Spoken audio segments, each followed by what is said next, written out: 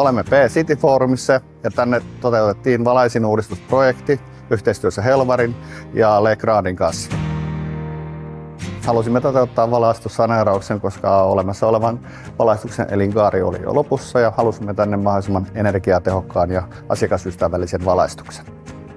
Asiakas tuntee olonsa turvalliseksi, kun tilaan tultaessaan jonkin tasoinen valaistus päällä eikä tulla pimeään tilaan.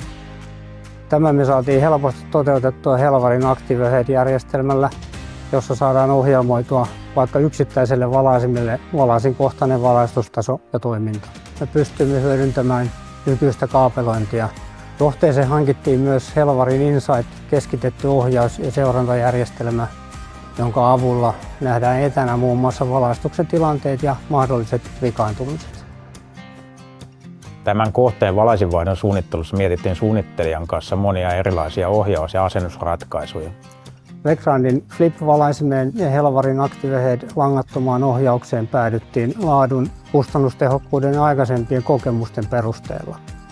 Tiesimme, että nämä valitut tuotteet vastaavat laadullisesti tilaajan pitkän ajan vaatimuksiin ja käyttötarpeisiin.